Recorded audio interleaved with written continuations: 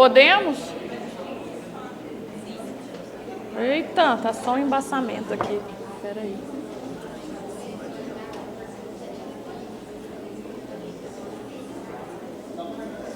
Boa noite, pessoal.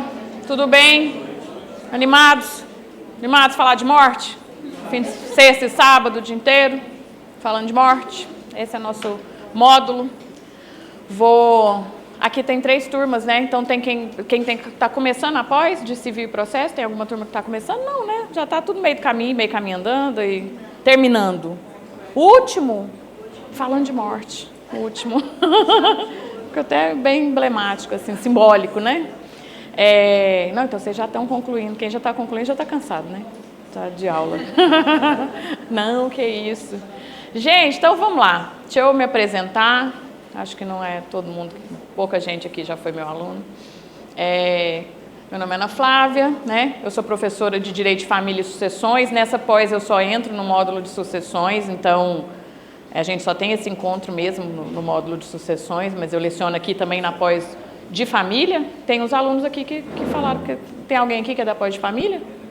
Acho que a Andréia não chegou ainda. Tem a Andréia, tem mais que é da pós de família. Na pós de família eu leciono 2 módulos lá. Deixa eu contar um pouco da minha história.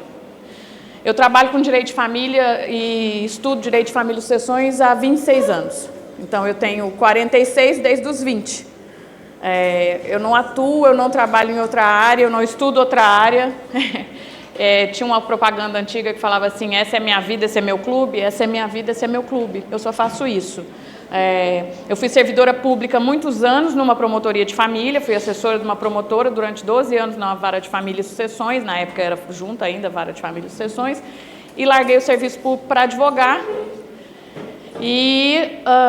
Então eu tenho um pouco dessa bagagem da experiência que eu digo do lado de lá do balcão, dos gabinetes, né, e do lado de cá do batidão, do estresse, do caos, né, que muita gente aqui já vivencia, se não vivencia, está se preparando para vivenciar, que é o caos da advocacia, mas que é desafiador. Eu não sei o que nos move, o que faz advogado gostar de ser advogado, ou insistir em ser advogado, porque gostar às vezes é uma palavra forte, né? Mas insistir em ser... menina, estou até na xícara, mas é muito chique isso aqui, menina.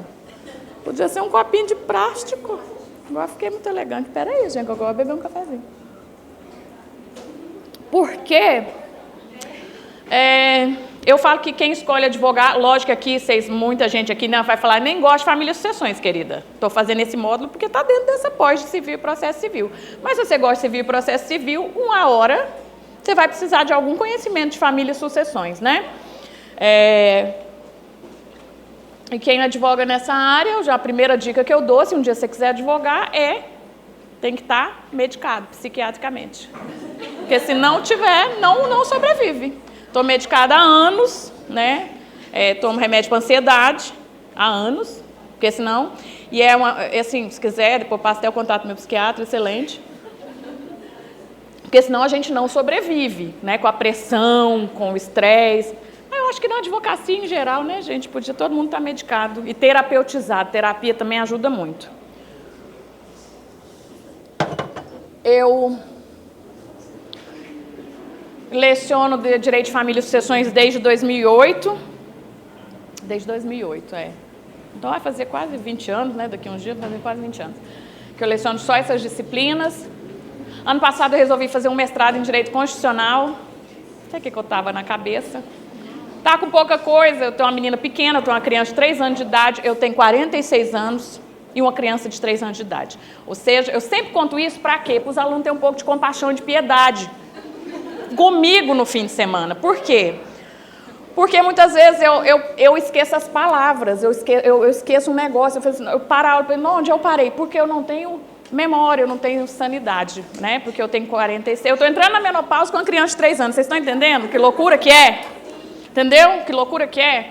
E ainda inventei de fazer um mestrado em Direito Constitucional, que nem é a minha área, que eu nem estudo, né? E agora eu já estou finalizando, querido, defendo minha dissertação em junho, se eu sobreviver até lá, e lá no mestrado estou estudando protocolo de gênero aplicado às ações de família, então é a minha área, a minha dissertação que mais? Então é isso.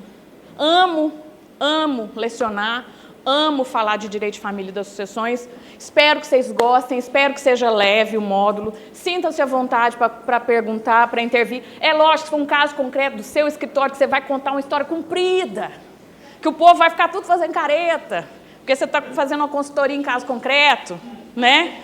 Aí você guarda, às vezes, para o intervalo, ou então no final do nosso módulo, vou deixar meu contato, meu WhatsApp, você me manda um áudio de 8 minutos, 10 minutos, pode mandar. Aquilo ali eu ponho no carro, vou dirigindo, tipo um podcast. O áudio do aluno, professor, é isso aqui e tal, o cliente chegou, não sei o quê. Aí, se for uma coisa simples, eu te respondo por áudio mesmo. Se for uma coisa milionária, um trem interessante, eu falar, querido, vamos fazer uma parceria. Ué, tá querendo só que eu te responda a dúvida, né? Então, a gente vai conversando sobre isso, mas fiquem à vontade para perguntar. A gente vai começar trazendo alguns conceitos mais iniciais. A gente vai falar um pouco de sucessão legítima, um pouco não, tudo, de ordem de vocação hereditária e sucessão legítima hoje. Vocês vão relembrar muita coisa, quem não gosta de direito das sucessões vai relembrar. Amanhã a gente ainda continua a sucessão legítima pela manhã, e fala um pouco de sucessão testamentária, e a parte processual, provavelmente, de inventário e partilha, dos tipos de inventário, inventário no cartório, arrolamento sumário, arrolamento comum, inventário tradicional. Os tipos de inventário, provavelmente, a gente fica para a parte da tarde, ou a gente começa amanhã de manhã, vai depender como é que vai fluir aqui, certo? Então, pode ser que agora, hoje, alguns conceitos sejam, assim, muito básicos. Pode ter aluno que vai dizer, mas isso aí a gente já sabe, mas a ordem de vocação hereditária eu já sei. Mas você, alecrim dourado, às vezes sabe, mas seus colegas não sabem, né? Não lembram, né? Não tem essa... Então, vamos segurar um pouco, deixa a gente retomar esses conceitos, mas fiquem à vontade para perguntar, para intervir, ok? Vamos juntos? E eu achando que a turma era pequena, vim no carro pensando assim, hoje eu vou querer que a turma se apresente. Tem tempo que eu não peço para uma turma se apresentar. Olha que eu cheguei aqui, tem 800 pessoas. Que professora fantástica! Nossa Senhora! Olha que turma boa, eu gosto disso aqui, turma populosa. Tá bem, professora? Eu tô ótima. Arrumando meu funcionário, tá fazendo barulho, eu não aceito barulho de saúde. Menino, você sabe nossa história, a gente aceita coisa demais. Nós já demos aula em lugar ruim demais, meu querido. Nós começamos na sarjeta e hoje você é meu patrão. Pensa, tanto que você melhorou de vida. O mundo deu volta. Nós começamos juntinho, você virou meu patrão. Até vídeo para concorrer vaga de professor em cursinho nós já fizemos junto. E ele passou e eu não. Que ódio que eu tenho, até essa mágoa. Mas foi o Tulin que gravou você melhor do que eu. O Tulin, que era o diretor. Vocês conhecem o Tulin? Fica mais pra cá. Ele era o diretor dos nossos vídeos, gente. Não, alugamos um estúdio ali no Jardim América. Não, pobreza sem fim. Pobreza sem fim. Nós. Amiga, eu tô aqui, agarrada. Obrigada, querido.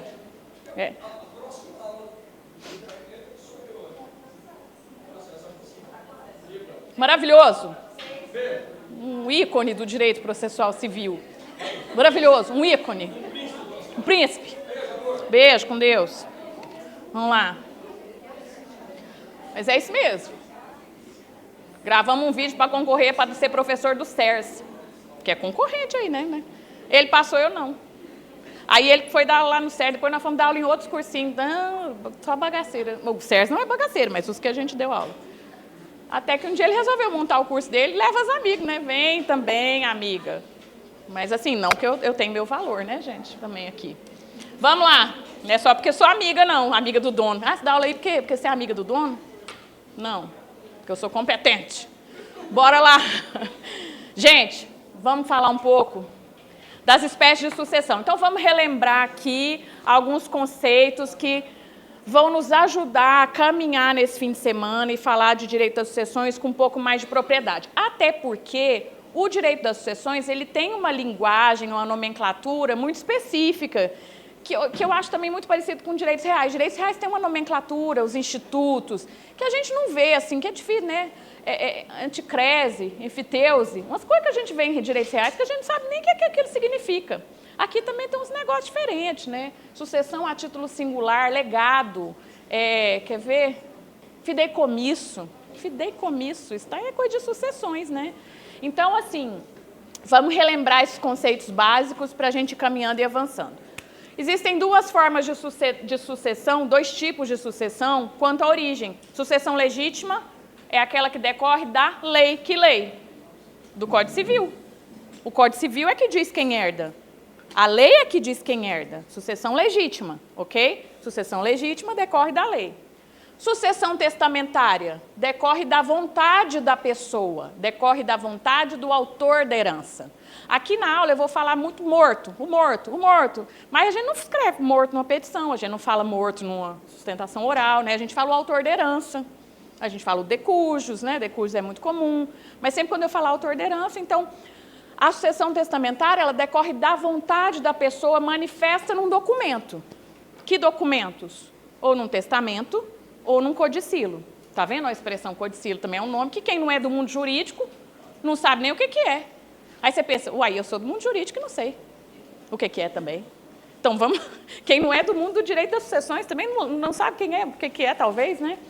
Então, a sucessão testamentária é aquela que decorre da vontade do autor da herança manifestada num documento, que pode ser ou um testamento ou um codicilo. Testamento é uma coisa, codicilo é outra. Todos os dois são atos de última vontade. Tem gente que fala, o codicilo é um mini testamento. Não.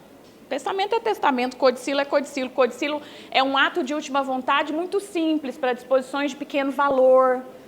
Vocês devem lembrar disso, para deixar bens de valor afetivo, recomendações sobre o funeral. Pode ser uma folha de caderno escrita à mão, isso pode ser um codicilo. A gente, na sucessão testamentária, a gente pode falar um pouco também sobre isso. Inclusive, hoje em dia, codicilo era uma coisa muito em desuso, mas hoje em dia a gente vem com a herança digital, falando da possibilidade do codicilo digital, dos bens digitais, de você poder deixar bens digitais por codicilo, por testamento, por ativos digitais, arquivos, desde que não sejam, né, tipo uma conta do YouTube milionária, né, uma conta do Instagram milionária, porque daí não cabe num codicilo, certo? A sucessão legítima e a testamentária, muitas vezes elas podem acontecer juntas, tá? Então, pode acontecer de uma pessoa deixar um testamento e ainda assim a sucessão dessa pessoa ser mista, porque ela não deixou todo o patrimônio por testamento. Então, no que está no testamento, a sucessão é testamentária. No que está fora do testamento, a sucessão é legítima. Então, quem vai herdar? Os herdeiros previstos no Código Civil, que a gente chama de herdeiros legítimos, ok? Eu não sei se eu trouxe aqui, não, vou falar isso aqui um pouco antes. Algumas observações. Qual dessas sucessões, legítima ou testamentária, vocês acham que tem mais no Brasil? Legítima. Por quê?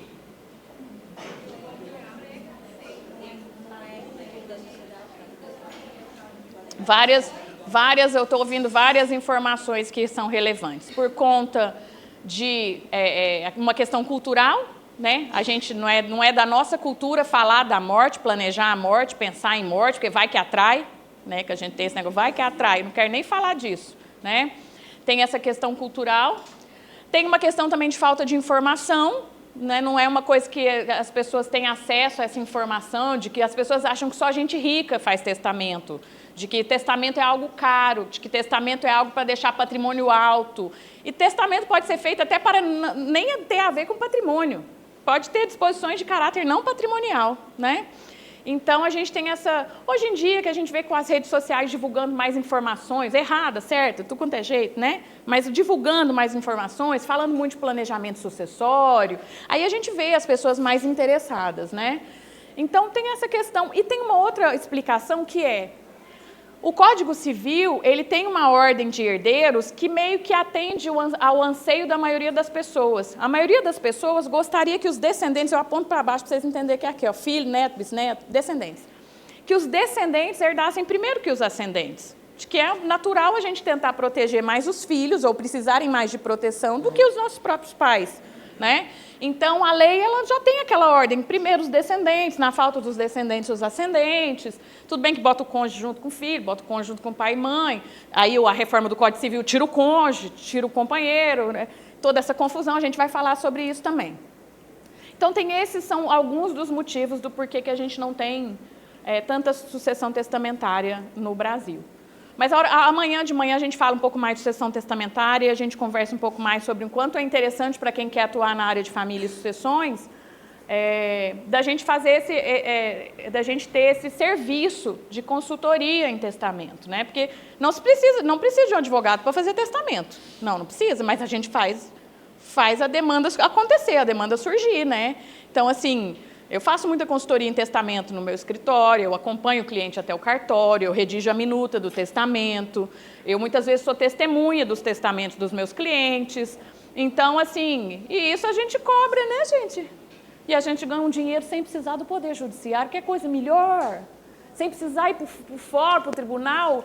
Essa advocacia consultiva, ela é uma advocacia excelente, né, da gente poder trabalhar, de só orientar a pessoa, orientar num testamento que seja claro, que seja objetivo, que seja válido. Então, a gente vai conversar sobre isso. Sucessão a título universal e a título singular. Qual que é essa diferença? Sucessão a título universal é quando o sucessor, quando o herdeiro recebe uma fração, uma porcentagem ou até a totalidade do patrimônio. Um quinto, 20%, um terço, mas ele não recebe bem certo e determinado, porque para receber um bem certo e determinado, o lote tal, o cavalo tal, o quadro, o carro, tem que estar descrito num documento, não tem? Tem que estar descrito num testamento ou num codicilo. Isso a gente chama de sucessão a título singular, que se estiver anotando ali, se alguém quiser anotar, é o que a gente chama de legado. Sucessão a título singular é um legado. É sinônimo de legado. Tá. Vou falar uma frase aqui, vamos ver se vocês vão captar o que eu estou dizendo. A sucessão legítima, que é a que decorre da lei, que o Código Civil diz quem herda, ela é sempre a título universal. Por quê? Porque o Código Civil não diz o que a pessoa herda. Ele diz quem herda. Então, se uma pessoa morreu e ela tem 5 filhos, cada um vai herdar um quinto, né? Vai herdar 20%. Mas não vai dizer, esse aqui herdou a casa, esse aqui herdou o lote. Então, a sucessão legítima, ela é sempre a título universal. A sucessão testamentária depende, ela pode ser a título universal ou ela pode ser a título singular. Presta atenção aqui. Me fala seu nome. Tatiele? Se eu coloco... E o seu? Andréia. Se eu coloco no meu testamento assim, instituo minha amiga Tatiele, minha legatária, estou achando que eu estou arrasando, está belíssimo, minha legatária, e deixo para ela 20% do meu patrimônio. Ela é minha legatária? Não. Ela é minha herdeira testamentária. Herdeiro testamentário, sucessão a título universal. Ela está recebendo uma fração, uma porcentagem. E se eu coloco no meu testamento, instituo como minha herdeira, minha amiga Andréia, e deixo para ela o lote tal, da quadra tal, da rua tal. Ela é minha herdeira? Não, ela é minha legatária. Legatária é quem recebe bem certo e determinado num ato de última vontade. Bem certo e determinado num ato de última vontade. Não importa como essa pessoa está sendo chamada no testamento, se ela está sendo denominada de herdeira ou de legatária, o que importa é o que está sendo deixado para ela.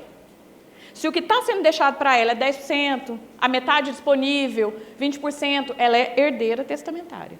Se o que está sendo deixado para ela é um carro, o lote, a fazenda, uma quantia em dinheiro, o usufruto de um imóvel, tudo isso que é descrito, determinado, singularizado, isso é um legado. Faz diferença prática isso? Faz. Porque quando eu dava aula na graduação, um dia um aluno falou assim, para mim é tudo gente que recebe alguma coisa quando alguém morre. Que diferença faz esse nome aí? Herdeiro, testamentário, legatário? Para mim é tudo... Você vê, né? Podia ser um doutrinador. Né?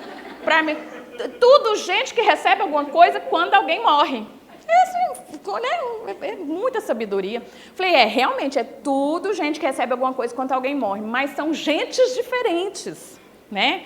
Porque quando você é herdeiro testamentário, por exemplo, vou dar um exemplo para vocês entenderem, quando um testamento ultrapassa a metade disponível e avança sobre a legítima dos herdeiros necessários, vocês lembram disso? Os herdeiros necessários têm garantidos por lei até 50%, no mínimo 50% do patrimônio da autor de herança, em regra 50%, que é chamado de legítima. Se o autor da herança fez um testamento em que ele deixou mais do que ele podia deixar, porque ele tinha herdeiros necessários, ele tinha filho, ele tinha pais, ele tinha cônjuge, esse testamento vai precisar ser reduzido. O juiz vai ter que, isso numa ação própria ou no inventário, o juiz vai ter que reduzir o testamento, vai ter que tirar o que tem lá de gente que está beneficiado no testamento para passar para os herdeiros necessários. De quem que ele toma primeiro? Dos herdeiros testamentários, existe uma ordem. Ele vai tirando quem tem porcentagem, quem tem fração. Legatário fica aqui, ó, com o bem certo determinado ainda aqui, ó, garantido.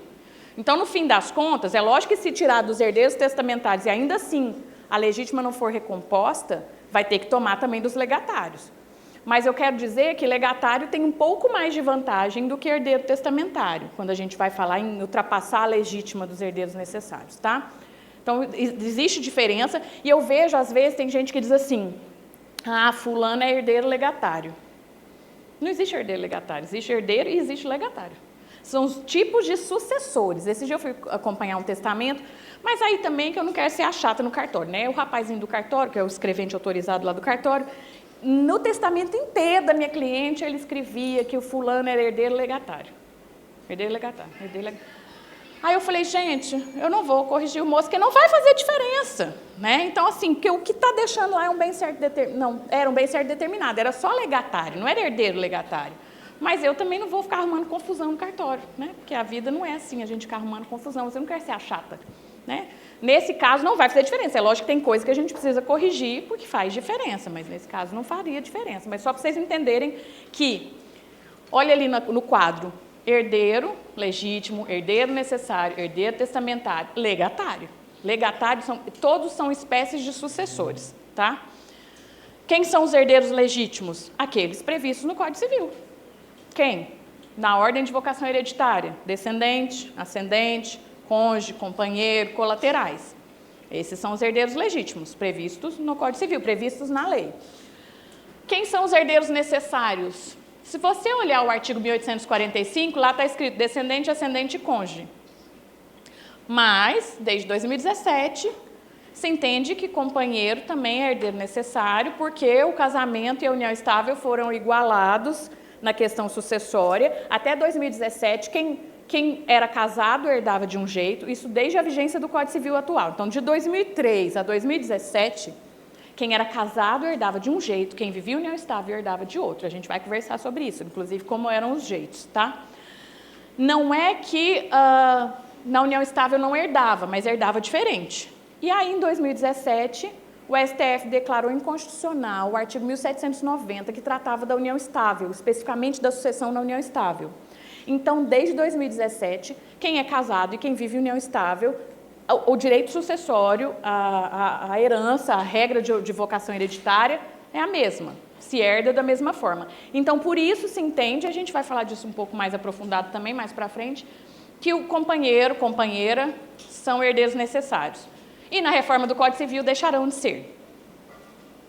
E aí é isso, né? A loucura que é, você pensando, nossa, agora que eu estava entendendo que... Né? E no Código Civil passado não eram. Aí no Código Civil atual foram herdeiros necessários, depois na reforma do Código pode ser que não sejam. E a gente vai conversar sobre isso, tá? Mas herdeiros necessários, então, são aqueles que a lei garante para eles uma parte do patrimônio do autor da herança, uma reserva, chamada de... Os herdeiros necessários? Legítima. Legítima. Essa reserva que a lei garante aos herdeiros necessários, que corresponde a 50% do patrimônio do autor da herança, é chamada de legítima. E a gente fala muito em legítima, a gente analisa legítima para fins de doação, não é? A pessoa fala, eu posso doar meu patrimônio inteiro? Aí a pessoa às vezes leiga pergunta, eu posso doar meu patrimônio inteiro? Mas você tem filho? Você tem pai e mãe? Então você não pode, porque você tem herdeiro necessário. Então a gente fala em legítima para fins de doação, a gente fala em legítima para fins de sucessão. Eu posso fazer um testamento deixando todo o meu patrimônio para quem eu quiser? Não, mas você tem herdeiros necessários? Tem filho, então você não pode. Não, eu não tenho filho, nem pai e mãe, mas eu sou casada, então você não pode. Porque você tem herdeiro necessário, cônjuge é herdeiro necessário, tá? Mas se você não tem nem descendente, nem ascendente, nem cônjuge, nem companheiro, você tem plena liberdade de fazer testamento e de doar, inclusive. Você não tem herdeiro necessário. Então, se eu só tenho irmãos, Não tenho filho, não tenho pais, avós, não tenho cônjuge, não tenho companheiro, só tenho os meus irmãos. Posso fazer um testamento e deixar tudo para uma instituição de caridade? Posso, para quem eu quiser, porque eu não tenho herdeiros necessários. Sim? Lembrando, então, os colaterais são herdeiros legítimos, mas não são necessários. Sim? Até aqui a gente vai falar de todos eles. A gente hoje vai ver como cada classe de herdeiros herda, como se faz essa divisão, tá? A gente vai destrinchar isso daí. Herdeiros testamentários, então, são aqueles que recebem por testamento o quê? Bem certo determinado ou uma fração, uma porcentagem? Fração, porcentagem, ou até a totalidade da herança, mas né, sem discriminação, sem identificação do que é que está sendo deixado por testamento. Esses são os herdeiros testamentários. Já os legatários são aqueles que estão beneficiados num testamento com um bem específico, com um valor específico, com um bem certo e determinado, ok? Herdeiro universal é um nome que se dá para quando a pessoa só deixou um herdeiro, mas se você não soubesse que chama herdeiro universal, também não ia fazer tanta diferença na sua vida, não. Assim, professor, isso aí nem faz diferença na minha vida. Faz sim, vocês vão gostar dessa matéria. Vão fazer gostar. Herdeiro universal é quando a pessoa tem um herdeiro único. Então, o que tem de diferente quando a pessoa tem um herdeiro único? A diferença é que não tem partilha, né? Quando tem um herdeiro único, não tem partilha. Porque tudo que é do autor da herança vai ser adjudicado para esse herdeiro. Então, a gente não fala em inventário e partilha, a gente fala em inventário e adjudicação. Porque tudo que é do falecido vai para esse herdeiro único, não tem com quem dividir. É só isso, a grande diferença, né, de ter um herdeiro único, ok? Vamos seguir. Vamos destrinchar a ordem de vocação. Nenhum professor deu esse módulo aqui de ordem de vocação hereditária ainda não, né? Então tá bom, porque eu fico com medo de ser repetitivo, é porque lá na pós de família, às vezes alguém se mete no conteúdo um do outro. Olha, eu falando mal dos colegas. Nossa Senhora. Vanessa, melhor que eu faça aqui? Aqui? Então tá. Então vamos lá. Vamos conhecer, relembrar, né? O que é relembrar? A ordem de vocação hereditária, que é a ordem preferencial de quem herda segundo o Código Civil. E aqui o Código Civil, ele traz quatro classes. A classe dos descendentes, a classe dos ascendentes, a classe do cônjuge / companheiro e a classe dos colaterais. Vocês sabem que na reforma do Código Civil não vai chamar companheiro e companheira mais. Algum professor já falou isso aqui? Já, né? Ou não? Vai chamar convivente. Não gosto. Acho sem afeto. Convivente. Companheira, que a pessoa companheira. Sua companheira de vida, seu companheiro de um projeto de família, né? Não, convivente. No Código Civil, todas as referências à união estável na reforma, convivente. Mas se eu não quiser conviver com a pessoa? Eu tenho união estável, mas eu moro na cidade e ele mora na outra. Não estamos convivendo? Estou brincando, né? Mas assim, eu não gosto dessa palavra convivente. Continuo aqui no companheiro. Não, até porque o código não passou ainda, né? A gente tem 4 classes. Só que aqui, deixa eu te contar, para vocês entenderem o que é a aparente revolução da reforma do Código Civil, que não tem nada de revolucionário nesse ponto. Código Civil de 16. Código Civil de 16. A ordem de vocação hereditária era desse jeito. Só que aqui não tinha companheiro, né? Código Civil de 16, União Estável só foi reconhecido como família em 88, aí teve 2 leis para falar que tinha direito, 94, 96, então assim. Mas Código Civil de 16. Descendente, ascendente, cônjuge, companheiro. Não existia o que a gente vê hoje, o que a gente estuda hoje, o fenômeno chamado concorrência sucessória. Vocês não lembram de aprender isso na faculdade? O cônjuge concorre, o cônjuge herda junto com os descendentes, dependendo do regime de bens, herda. O cônjuge não concorre com os ascendentes.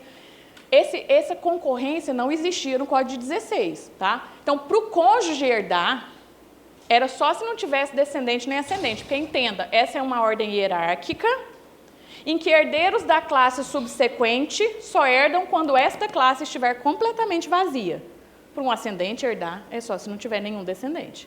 Para o cônjuge herdar, era só se não tivesse descendente e ascendente. Aí vem o Código Civil atual, de 2002, que entra em vigor em 2003, e cria este fenômeno. Aqui eu coloco C/C, é concorrência, eu concorre com cônjuge. Aí você vai abrir o 1829, abre aí, nem que seja no celular. Abre o 1829 para vocês verem. Lá não está escrito companheiro, lá só está escrito cônjuge. Mas a gente interpreta que o companheiro está aí agora, tá? cônjuge / companheiro, porque a união estável foi igualada ao casamento na questão sucessória. Aqui, dependendo do regime de bens.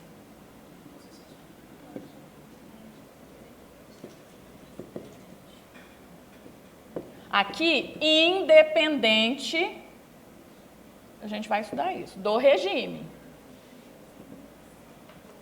Cônjuge, companheiro, também aqui independente do regime.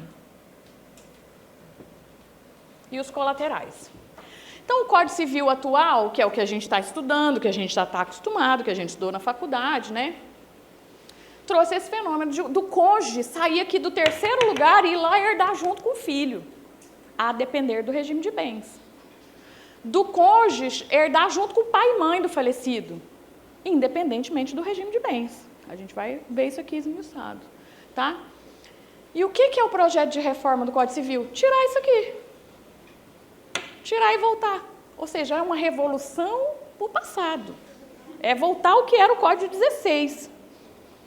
E aí, eu não sei, assim, no fim das contas, tem essa super polêmica, né? Vocês já viram, assim, às vezes nas redes sociais, as pessoas dizendo o direito da viúva, já viram isso? As pessoas falando, o direito da viúva está sendo extinto na reforma, temos que lutar pelo direito da viúva, que é o direito de herdar ali, de herdar aqui e tal, tudo bem.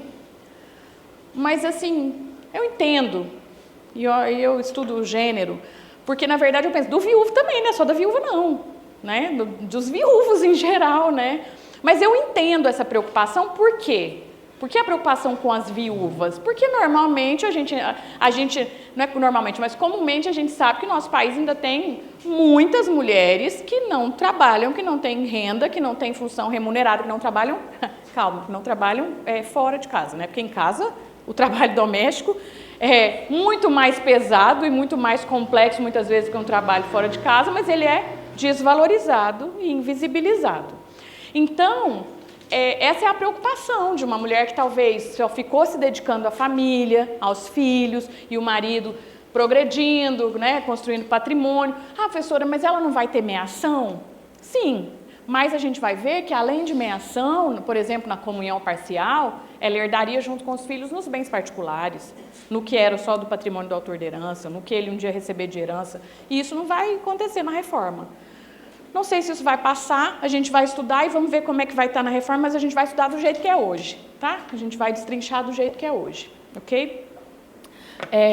Então, aqui eu expliquei a questão do companheiro, da companheira, não está no 1829, vocês estão com o código aberto, você vai lá no 1790 para vocês verem o que aconteceu. O 1790, ele foi declarado inconstitucional, porque ele era o artigo da união estável.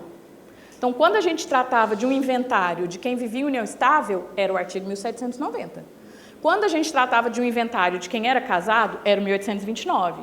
Só que desde 2017, o STF reconheceu a inconstitucionalidade do 1790. Então, onde a gente lê no 1829 cônjuge, a gente lê / companheiro. Cônjuge / companheiro, companheira, ok? Até aqui? Vamos seguir. Agora, nós vamos destrinchar cada um dessas classes, cada um desses incisos. Quero que vocês abram o código, assim, no celular, no... Menino, sabe quantos anos eu não abro um código, menino? Só na faculdade. No Vadimeco, que eu carregava, saudoso. Ei, gente, vocês são do tempo do Vadimeco. Eu carregava, quando eu fazia faculdade, eu sei que tem uns pessoas que gostam de ficar relembrando assim, né, saudosista, era um Código Civil, um Código de Processo Civil, um Código Penal, um Código de Processo Penal, uma Constituição, um Código Comercial. E você carregava tudo aquilo, pá. Agora eu estou pedindo você abrir no celular. Então abre aí. Entrei na faculdade em 97. Fala que não parece, gente. 97 que eu entrei na faculdade. Eu saí em 2001. Nem tinha o Código Civil atual. Você está entendendo que ele entrou em vigor em 2003? Quando eu estudei no Código Civil passado. E eu lembro direitinho do sofrimento que era você ter saído da faculdade e o Código Civil mudar. Que tristeza. E agora querendo mudar de novo. Mas eu vou ter que passar por tantas mudanças, que já mudou de processo, meu Deus. Então, vamos lá. Eu quero que vocês deem uma olhada, porque a gente vai destrinchar inciso por inciso. Então, agora a gente vai falar da sucessão dos descendentes. Quem são os nossos descendentes? Filhos, netos, bisnetos, tetranetos, ou trinetos, tetranetos, ok? E na sucessão dos descendentes, a gente tem 2 princípios que regem a sucessão dos descendentes. Vou desenhar aqui.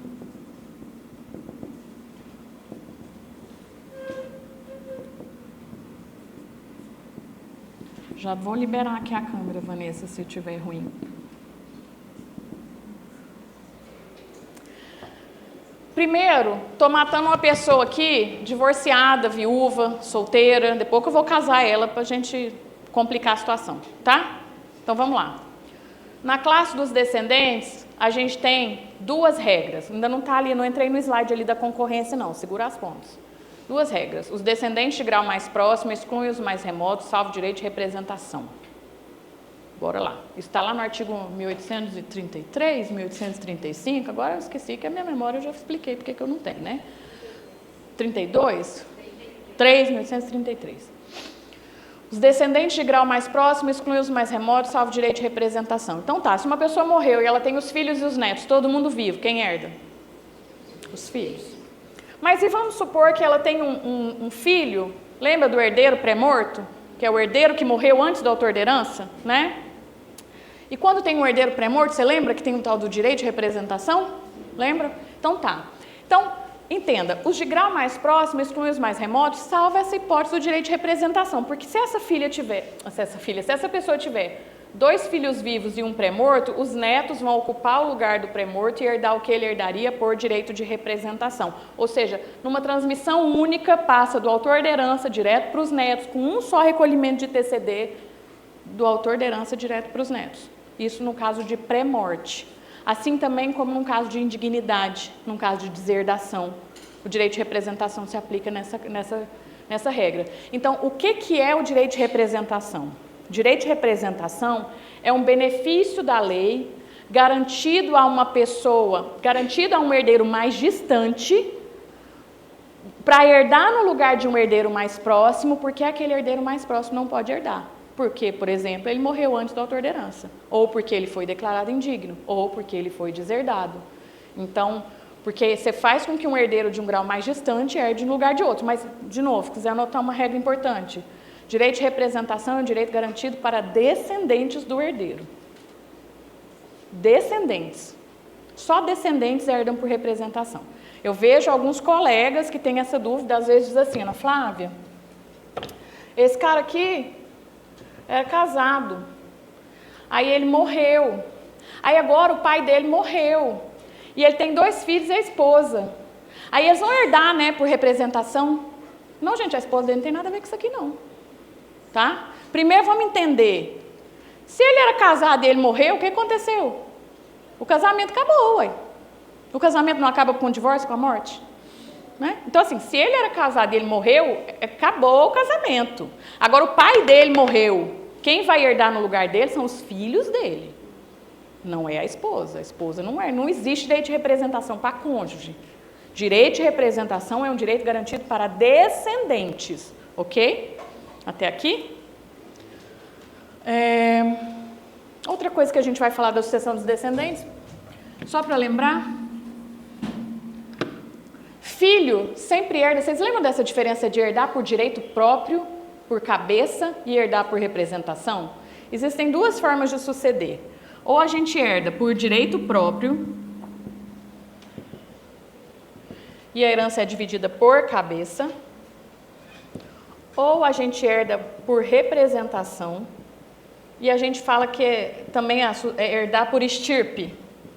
Estirpe. O código usa essa expressão também. Tá. Filho sempre herda por direito próprio, porque o filho é o que está mais próximo do autor da herança. Não tem ninguém aqui, ó, entre o morto e o filho para poder ele representar. Então, filho sempre vai herdar por direito próprio e a herança vai ser sempre dividida por cabeça. Já os outros descendentes vai depender se eles estão ou não no mesmo grau. Os outros descendentes, eles podem herdar por direito próprio e podem herdar por representação. Quer ver um exemplo? Todos esses filhos renunciaram à herança. Se todos os filhos renunciam, a herança é como se esse morto nem filho tivesse. Porque lembra da renúncia? A renúncia é como se o herdeiro nunca tivesse sido herdeiro. Ele desaparece da jogada, tá? Se todos renunciarem, os netos vão herdar. Por direito próprio ou por representação? Por direito próprio. Só que não tem nem filho, então agora eles são os mais próximos ao autor da herança. Então a herança vai ser dividida, ó, por cabeça, por direito próprio e por cabeça.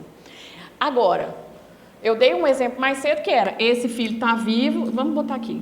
Ai, o microfone está dando uma microfonia, né? Um filho vivo, esse pré-morto, esse pré-morto. Tá, esse aqui recebe 1/3. Esse aqui, esses dois vão herdar a cota do pai deles, vamos botar mais um aqui para ficar melhor assim a divisão, para vocês entenderem. Esses 3 vão herdar a parte do pai deles por direito de representação. Sim? Anota uma observação que vai ser interessante, quem está anotando. Para que exista direito de representação,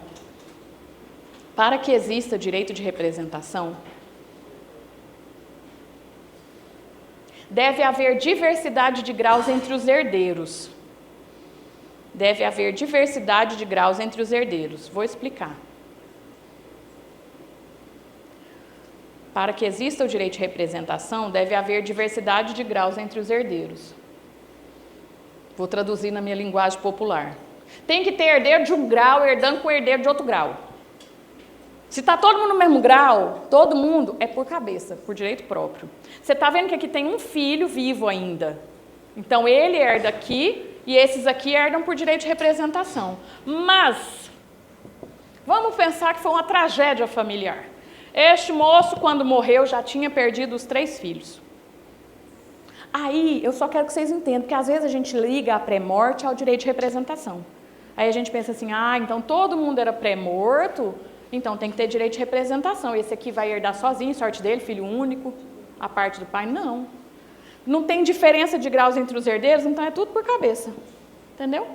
Se todo mundo for pré-morto, os netos herdam por direito próprio por cabeça. Tranquilo até aqui? Tem que ter herdeiro de um grau concorrendo com o herdeiro de outro grau para que haja direito de representação. Ok. Agora vamos casar esta pessoa ou constituir uma união estável para que a gente entenda como funciona a concorrência dos descendentes com o cônjuge ou com o companheiro. Só que antes disso, a gente precisa entender a diferença de 2 conceitos básicos. Para quem quer trabalhar com inventário, se você não entender a diferença entre esses 2 conceitos básicos, você sempre vai se lascar. Que é diferença entre herança e meação. Meação, quer anotar? Meação? Vou ditar um conceito. Eu gosto. Fazer isso muito na faculdade, mas é bom, acho bom, ditar um conceitozinho de vez em quando. E o povo do direito gosta de anotar, menos os meninos que não estão anotando. Não está usando isso anotar mais não, Ana Flávia.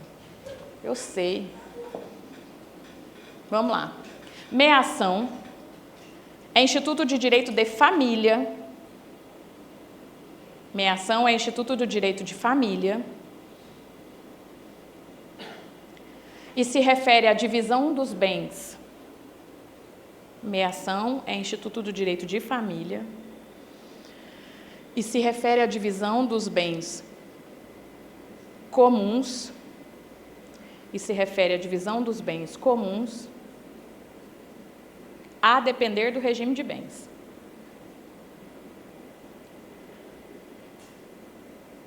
Meação é instituto de direito de família e se refere à divisão dos bens comuns a depender do regime de bens. Meação, vocês estudaram direito de família. Quando a gente estuda regime de bens, a gente estuda meação.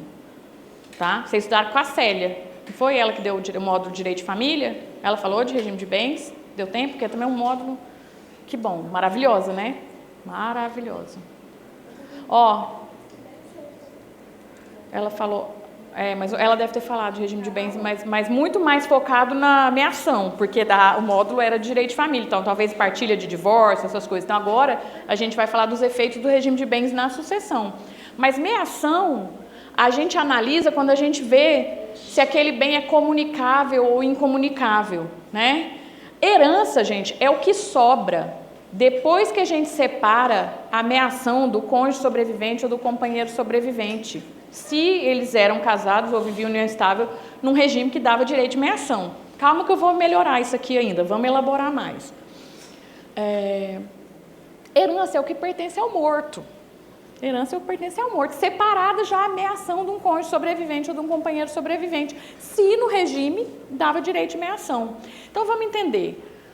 Tem regime de bens que dá direito a muita meação. Eu brinco, eu gosto de brincar isso, que quando a pessoa casa nele, você vira o rei da meação, a rainha da meação. Ó, você pode ser rainha um dia, da meação. Tipo, Maíra Card, não é? Não casou em que regime? Que o povo da fofoca sabe. Que regime? Comunhão universal. Que aí todo mundo na internet pensa, que diabo é isso? Quem que casa na comunhão universal hoje em dia? Né? Duas pessoas ricas. Ou duas pessoas pobres também. Eu acho que ninguém deveria casar nesse regime. Ninguém, né? Mas o povo casa, né?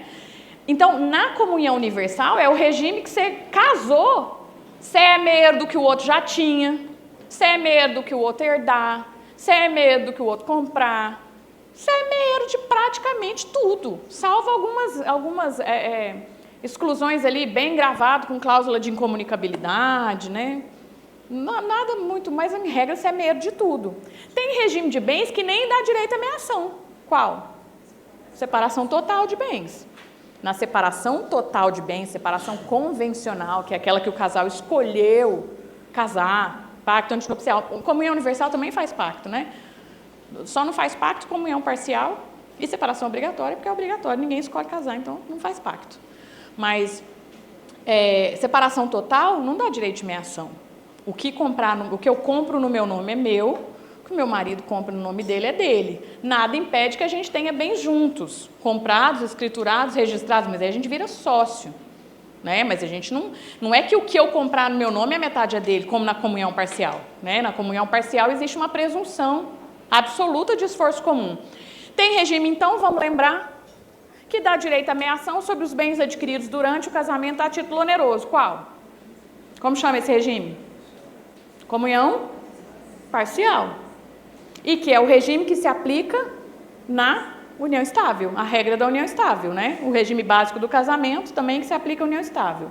Ok. O que eu quero te dizer é, morreu uma pessoa, chegou um cliente no seu escritório, chegou um caso para você dar um parecer, sei lá, talvez tenha alguém aqui que é assessor, de juiz, de promotor.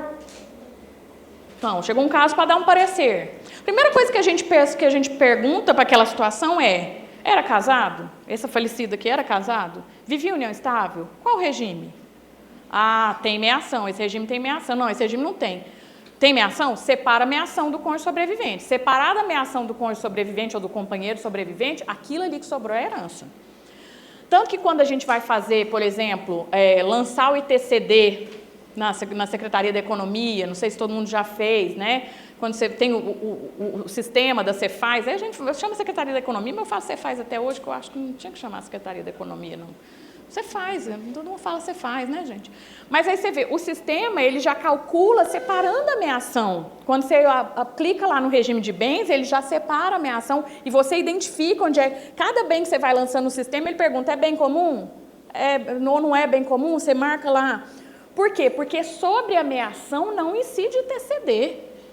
A meação, ela é do cônjuge sobrevivente ou da companheira do companheiro sobrevivente por conta do regime de bens. Então, se eu casei na comunhão universal, eu sou meeira de tudo, meu marido estando vivo, estando morto, eu sou meeira. Se eu divorciar, eu sou meeira de tudo. Se ele morrer, eu sou meeira. Se eu casei na comunhão parcial, eu sou meeira do que foi comprado durante o casamento, a título oneroso, que foi comprado, né? Meu marido estando vivo, estando morto. Se eu estou divorciando, eu sou meeira. Se ele morrer, eu sou meeira. Só que a gente vai entender que, às vezes, a depender do regime, além de meeira, eu sou herdeira. Ou, a depender do regime, eu não sou meeira, mas eu sou herdeira. A gente vai analisar isso aqui agora. Então, lembra, se eu sou meeira, não é eu sou meeira, vou refazer a frase. Eu sou meeira do patrimônio não porque o meu marido morreu. Eu sou meeira porque eu escolhi um regime de bens que me dá direito de meação. Não é por conta da morte. Eu não recebo a meação porque ele morreu. Ah, ele morreu, aí a meação vai ser transmitida para mim. Que transmitida para mim? Já é minha. transmitiu nada para mim. Sim, por isso que eu não incidi TCD, inclusive, não transmitiu nada para mim. Aquilo já é meu. Agora, pode ser que a herança seja transmitida para mim, né? Então, a minha ação é algo que me pertence por conta do regime de bens. Ok? Até aqui, se aquele regime tiver minha ação. Estou lembrando aqui, eu conto uma história, mas fica gravada, não gosto das coisas que ficam gravadas. Eu estou lembrando uma vez, estava num congresso do IBDFAM, estava eu e a professora Ana Paula Félix, não sei se alguém foi aluno da Ana Paula aqui, maravilhosa, minha amiga querida.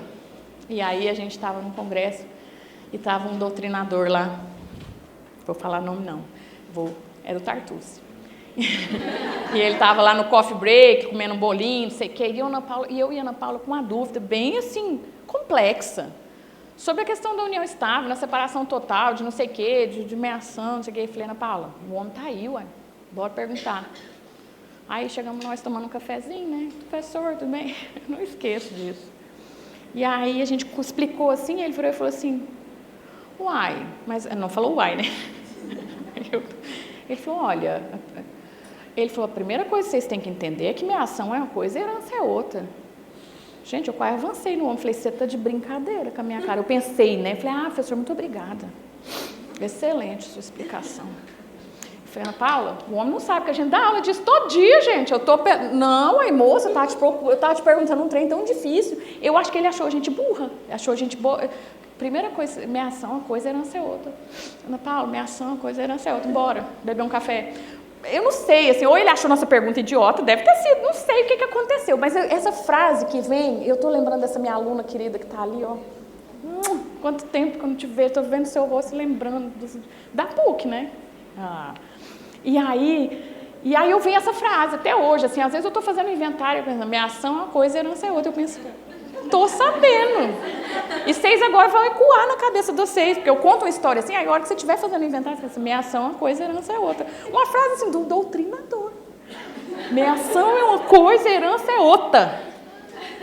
Então é isso. Eu fiquei muito sentida. Menina, eu não lembro, porque eu não tenho memória. Mas era uma coisa... A resposta eu lembro. A pergunta era assim, porque era na época que herdar na união estável era diferente do casamento. Então, a gente queria perguntar para ele sobre a sucessão numa união estável que fosse de separação total de bens. Se a união estável fosse com contrato, com separação total de bens, como é que funcionaria? Porque o caput do artigo 1790, você está vendo que a pergunta está ficando difícil, porque o caput do artigo 1790 dizia que na união estável, o companheiro ou a companheira só herda nos bens adquiridos durante o casamento a título oneroso. Ou seja, na união estável, o companheiro e a companheira herdava na mesma massa que meiava. Meiava e herdava no mesmo patrimônio, era assim. E aí a gente queria saber assim, mas e se essa união estável é de separação total? Não é a união estável da regra geral. Aí o homem me solta essa. Minha ação é uma coisa, herança é outra. O pessoal, mas que diabo é isso? Nem estava perguntando isso, assim.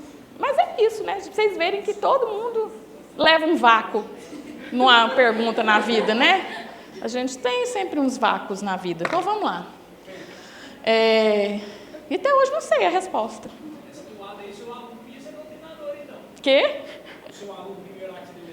Não podia? Uai, tá vendo?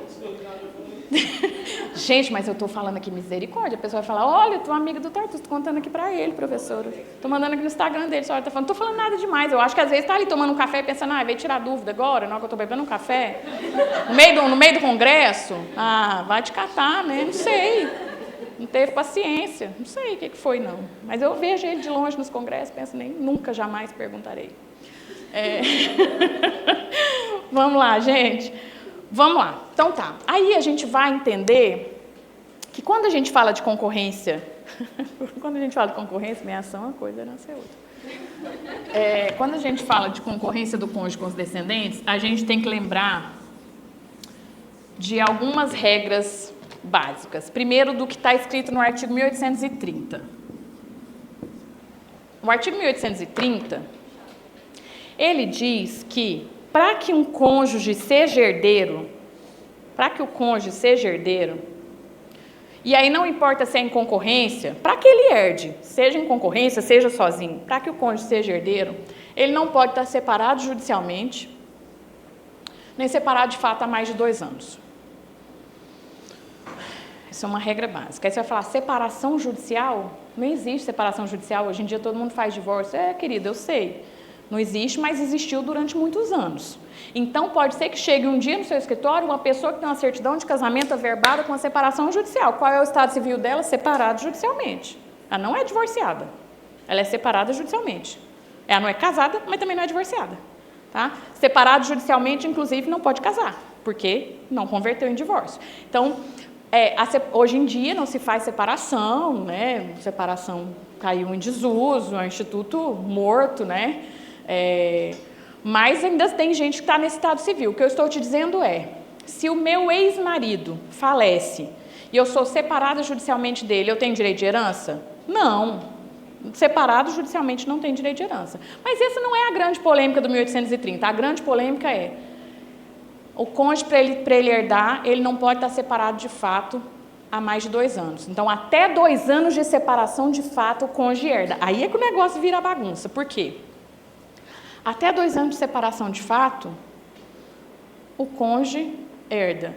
Mas eu, com 1 ano de separação de fato, eu já não posso estar vivendo em união estável com outra pessoa? Não que seja um prazo, não tem prazo. Eu posso ser casada e viver em união estável com outra pessoa? Posso, gente? Desde que eu esteja separada de fato. Então, olha que confusão. Aí meu marido, como é que é?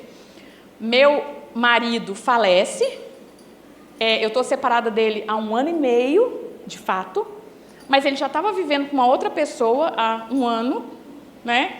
Em união estável. E a companheira tem direito de herança? Tem. E eu também, pelo 1830, porque eu não estou separada de fato. Até 2 anos eu tenho direito. E o pior do 1830 nem é isso, porque ele diz assim, até 2 anos de separação de fato, o cônjuge tem direito de herança, e se passar dos 2 anos, e ele provar que o fim da convivência não foi por culpa dele, foi por culpa do que morreu, ele também tem direito de herança. Aí você imagina a loucura que é você provar uma culpa no inventário. Porque nem no divórcio se discute culpa há muitos anos. Então, vamos supor que eu esteja separada de fato do meu marido, porque não é meu ex-marido, estou separada de fato, né? Então, do meu marido há 10 anos. Aí ele morre. Aí eu pego 1830 e diz assim, não, mas eu quero provar que a culpa foi dele. Ele que me agrediu, ele que saiu de casa, ele que... E aí você imagina, o coitado que eu estou atribuindo a culpa, ele não tem nem jeito de vir no inventário e falar, não foi culpa minha. Porque ele morreu, né? Porque num divórcio você discute culpa, o outro ainda fala, não, mas nem se discute culpa em divórcio. Gente, isso é uma das coisas mais absurdas, e esse é um artigo que esse vai na reforma, sabe como ele vai ser? Quem está separado de fato não herda, não importa o prazo. Está separado de fato não herda. Se eu não estou mais vivendo com aquela pessoa, não faz sentido eu herdar o patrimônio dela. Eu não estou falando de meação. Meação é lógico que eu vou ter direito pelo regime de bens. Eu estou falando de herança. Se eu não estou mais com a pessoa, como é que eu estou separada de fato? Então, eu não tenho direito de herança. Agora, é lógico, né, que a gente pode pensar assim, separar de fato há 2 dias e a pessoa morre. Tadinho, dá para dar um direito de herança, né? Aí, o que é a vida do advogado? Você vai construir a tese. É igual a 1830, já tinha a palavra, mas 1830 eu falo assim, é um artigo super criticado, terrível. Mas chega essa viúva lá no seu escritório que está separada de fato há 8 anos e ela fala, eu quero pleitear meus direitos. Você fala, não, tem um artigo aqui que nós vamos pelejar. Porque a vida da advocacia é o quê? Essa esquizofrenia. Você fala, esse artigo é excelente, ele garante, nós vamos provar a culpa. Uai, está na lei, não foi revogado, está lá. Eu vou provar que seu marido que era o culpado pelo fim dessa relação. Agora, se você advogar para os filhos que não querem essa mulher herdando e fala, não, 1830 é um artigo que está em desuso, isso aí vai na reforma do Código Civil, ele vai desaparecer. Então, a vida é isso. Um dia você está defendendo um negócio, no outro dia você está defendendo o contrário. E é por isso que a gente precisa medicar psiquiatricamente. Pode falar. Não, eu ia perguntar nesse sentido se caso a mulher foi agredida e teve que sair de casa e fugir, entre aspas. Foi uma separação de fato que não foi... E aí vai cair isso com a reforma? É porque... Mas essa parte da reforma é o que os familiares falam que a mulher vai perder o direito dela de herdar? Não só nessa parte, na parte lá do 1829, mas assim, é porque aqui a separação de fato, vamos pensar, quando a gente faz divórcio, por exemplo, O que põe fim ao regime de bens? O que põe fim à eficácia? A separação de fato. Então, a partir do momento que a gente está separado de fato e o ex compra alguma coisa, a gente já não tem direito naquilo que a pessoa comprou. A não ser que era com dinheiro, que é algo que era do casal e tal, mas assim... Então, a separação de fato, é ela que põe fim à eficácia do casamento, não é o divórcio em si. Então, você entende, assim, que se eu estou separada de fato, eu saí de casa, o meu marido saiu de casa, eu estou separada de fato há 1 ano, e aí eu faleço, eu tenho filhos, vamos olhar por esse olhar também. Faz sentido ele herdar no meu patrimônio? Eu não estou falando da minha ação. A minha ação dele, ele vai ter direito na minha ação dele. Mas esse extra, essa herança, ela é um extra.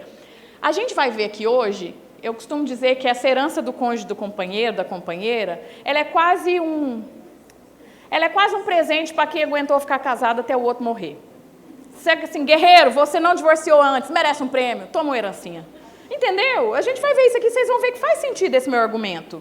Porque se você divorciou, você não vai ter direito no bem particular, por exemplo.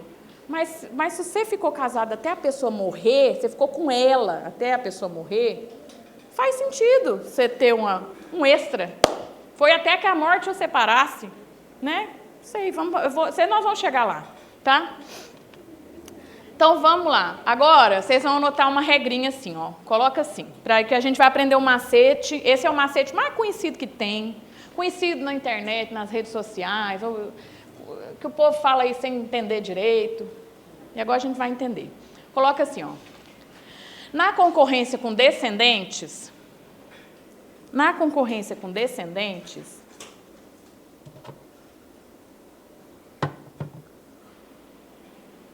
onde o cônjuge barra companheiro, ou companheira, né? Onde o cônjuge barra companheiro tiver meação, não terá herança. Esse é o macetão de saber como é que faz, né, na concorrência. Onde o cônjuge barra companheiro tiver meação, não terá herança. O que eu quero te dizer é que na massa patrimonial, no bem que ele tiver meação, naquele bem ele não tem herança. Naquele patrimônio que ele tiver meação, ele não tem herança. Ele vai ter herança aonde? Onde ele não tiver meação. Onde ele não mear... Aí a gente pode resumir e falar mais simples ainda. Muita gente fala assim, onde o cônjuge meia não herda. Não é? A gente não aprende isso, onde o cônjuge meia não herda. Só que a gente precisa lembrar de uma coisa. Esta é uma regra que só vale para este inciso. Só para este, não vale para este. Nem para este. Só vale este. Tá? Porque o povo acha que aí aplica para tudo. Regra geralzona para tudo. Então, na concorrência com os descendentes, onde o cônjuge tiver meação, ele não herda. E aí, a gente começa a entender o 1829, inciso 1. Ele começa a fazer sentido quando a gente olha para o inciso 1, porque ele diz assim, o cônjuge, eu vou falar como é que está no artigo, ele fala assim, a sucessão defere-se na seguinte ordem, aos descendentes em concorrência com o cônjuge. Isso é o inciso 1. Aos descendentes em concorrência com o cônjuge. Então, a gente já entende que a regra é concorrer aos descendentes em concorrência com o cônjuge. Só que aí tem uma vírgula e vem, salvo na comunhão universal, salvo na separação obrigatória, salvo na comunhão parcial, se o morto não tiver deixado bens particulares. Certo? Está escrito salvo só uma vez, eu repeti o salvo aqui só para ficar mais emblemático aqui. Então, vamos lá. A gente consegue entender? Então, isso aqui, ó. O cônjuge não concorre com os descendentes na comunhão universal. Não herda junto com os descendentes. Por quê? Porque já é... Não, a comunhão universal é o que foi citado como salvo. Salvo na comunhão. Porque ele é meeiro de tudo. Então, na comunhão universal, como o cônjuge é meeiro de tudo, não herda nada. E aí, gente, às vezes tem gente que fala, nossa, coitado, professor, achei que esse era o regime que dava mais direitos. Eu olho para o aluno e falo, e você quer mais direito que pegar metade de tudo que a pessoa tinha, do que ela já tinha, do que ela recebeu de herança. Ui, está dando uma coisa que é muito movimento que eu estou fazendo. Do que ela recebeu de herança, do que ela comprou, do que ela respirou. O outro já é meeiro, é metade. É metade. Então, gente, e isso é muito interessante, já te abro a palavra, porque muita gente fala, nossa, mas eu sempre achei que, além de meiar, o cônjuge ainda herdava na outra metade. Não, não herda na outra metade não, gente. Só meia. Só. Vai-se meia para lá. É muita meação. Não, o regime de comunhão parcial, ele é meia, não quer dizer, casamento para frente e herdeiro que ele já tinha. Dos bens particulares. E aí, vou explicar aqui que pode parecer assim, então é melhor ser casado na comunhão parcial? Não, não é não. Vamos entender. Então vamos aqui, primeiro. Por que será que tá ruim? Esse negócio tá ruim o áudio? Vê para nós, Vanessa, que agora ficou melhor. Acho que é o grito, né? Eu não entendi que o microfone ele já faz o som mais alto. Aí eu grito. É assim mesmo, gente. Estou acostumada com a tecnologia. Então, comunhão universal, meio de tudo, não herda nada, não adianta você achar que porque meiou, porque casou nesse regime máximo de direitos, muito direito, pegar metade de tudo que a outra pessoa tem, é muito direito já tá bom, tá? Na separação obrigatória, está escrito na lei, cônjuge não concorre com os descendentes na separação obrigatória. Por quê? Há quem diga que é porque a separação obrigatória ela é um castigozinho, né? Ela já não é um castigo. A pessoa que não fez a partilha dos primeiros casamentos, do divórcio, no primeiro cônjuge que faleceu, casa na separação obrigatória. Tá. Só que o regime da separação obrigatória, inclusive, vai desaparecer na reforma do Código Civil. Então, isso aqui não vai fazer tanto sentido. Mas hoje, quem é casado na separação obrigatória não herda em concorrência com descendentes. Certo? Então, vamos supor, e isso é interessante, por exemplo, para a gente pensar numa alteração de regime de bens que possa beneficiar algum cliente. Por exemplo, chega no meu escritório uma moça e diz assim, olha, Ana Flávia, eu sou casada na separação obrigatória. Um dia eu tive uma aluna que ela falou isso, professora, eu sou casada na separação obrigatória porque meu marido não fez a partilha do primeiro casamento, dos bens do primeiro casamento. Então, nós casamos na separação obrigatória. Mas essa separação obrigatória, ela me incomoda, porque assim, eu queria mudar para uma comunhão parcial. E o marido dela falava assim, advogado, observa, falava para ela assim, menina, é a mesma coisa. Separação obrigatória e comunhão parcial é a mesma coisa, não precisa de mudar nada, não. Aí eu falei, mas ele já fez a partilha dos bens do primeiro casamento? Ela já fez, já terminou a partilha, já está resolvido. Agora que eu estou estudando regime de bens, eu estou entendendo aqui que a gente pode alterar o regime, né? Porque o motivo pelo qual casou na separação obrigatória não existe mais, que era não ter feito a partilha, já fez. Mas ele fala que é a mesma coisa, não é a mesma coisa. Porque na comunhão parcial, se ele falece, ela vai herdar junto com os filhos nos bens particulares. Na separação obrigatória, ela não vai herdar em concorrência com descendentes. Então, faz sentido uma alteração de regime de bens nesse caso. E na época ainda era porque na separação obrigatória tinha meação, assim, muito tranquilo, por conta da súmula 377 do STF. Na separação obrigatória, o que o casal comprava durante o casamento tinha meação obrigatória. Não estou falando de separação total, estou falando de separação obrigatória. Só que a súmula 377 hoje, ela ganhou novos contornos. Então, não sei se vocês já viram essa discussão. Se eu sou casado na separação obrigatória, o que o STJ entende hoje em dia, assim, há pelo menos uns 6 anos, é que para que os bens comprados durante o casamento sejam partilhados, eu tenho que provar o meu esforço comum na aquisição daquele bem. E o esforço, para a maioria da doutrina, é um esforço financeiro, que eu não concordo de jeito nenhum. Porque o esforço pode ter sido eu ficar em casa cuidando de filho, cuidando da casa, administrando a vida, para o cara conseguir um patrimônio. Sou casada com ele na separação obrigatória, tipo essa minha aluna casada com o cara na separação obrigatória, e ela não, às vezes não ajudou financeiramente a comprar, mas ela deu toda uma estrutura para o cara trabalhar e ela não vai ter direito de meação. Porque essa questão da meação na separação obrigatória, ela teve essa mudança. Então, entenda, na separação obrigatória tem meação? Pode ter, por força dessa súmula aqui, ó. A súmula 377, ela diz que os bens adquiridos durante o casamento a título oneroso têm meação. Então, o marido da minha aluna falar assim que era parecido com comunhão parcial, fazia um pouco de sentido, era parecido para fins de meação. Mas para fins de morte, não é parecido. Entendeu? Então, estava enganando a colega. Né? Nada como a faculdade de Direito para a gente clareando. Quando estuda o regime de bens, então a pessoa fala, eita lasqueira. Um dia uma aluna falou assim, professora, sabe como que eu escolhi meu regime de bens? Falei, como ela, a moça do cartório falou assim, comunhão parcial é mais barato para casar. Aí ela falou, uai, então é esse. Ela falou, nunca entendi, não sabia nem como é que funcionava. Mas então é esse. É mais barato porque não faz o pacto, só isso, né? É o barato que sai caro muitas vezes, né? Então vamos lá. Na comunhão parcial, que aí é a Andréia, né? A Andréia perguntou. Na comunhão parcial, o que o código diz? Na comunhão parcial, o cônjuge não herda se o falecido não tiver deixado bens particulares, porque se ele deixou bens particulares, o cônjuge herda nos bens particulares, em concorrência com os descendentes. Então, vamos pensar num exemplo aqui.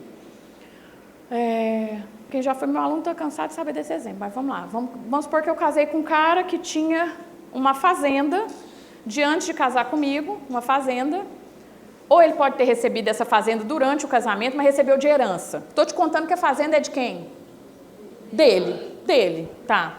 Durante o casamento, ele comprou uma casa de R$1 milhão, e ele pagou, casei na comunhão parcial, e ele que pagou. Faz diferença quem pagou? Não, né? Comunhão parcial, ele pagou a casa de R$1 milhão. Nós tivemos 3 filhos. 3 filhos, ok. Meu marido morre. Onde é que eu sou meeira? Na casa ou na fazenda? Na casa. Então, meei na casa, a outra metade é dos filhos, né? Onde é que eu sou herdeira junto com os filhos? Na fazenda. Só que lá eu não sou meeira, lá eu sou herdeira, eu entro na conta como se eu fosse um filho. 3 filhos e eu dividiremos por 4. Sim, lá a gente herda, a gente vai ver se tiver mais de 3 filhos, for filho comum, tem uma regrinha aqui daqui a pouco, mas dividiremos por 4. Lá eu sou herdeira. Então, André, vamos raciocinar. Aí às vezes você pensa, nossa, Ana Flávia, então na comunhão parcial foi bom, porque ela foi meeira e foi herdeira. Aí às vezes a comunhão universal... Não, gente, na comunhão universal ela ia ser meeira na casa e meeira na fazenda. Entendeu? É muito... Você sempre é mais na comunhão universal, não adianta querer. Não, ela ia meiar uma fazenda, né? Então, ou então, como eu brinco com as minhas alunas, tem apenas um filho. Porque daí você divide só com a pessoa, você é metade. Entendeu? Você faz um planejamento familiar. Eu vou ser metade da fazenda, porque eu só tenho um filho. Eu vou dividir eu e ele a fazenda. Entendeu? Nada como um planejamento estratégico para fins sucessórios, para fins de divórcio, né? Estou brincando, isso é brincadeira, mas não tem um fundo de verdade. Oi. É o lanche, né? Gente, então vamos fazer o lanche e agora a gente volta. 15 minutos? Aqui as 15 que vocês fazem virar 20, né? Volta.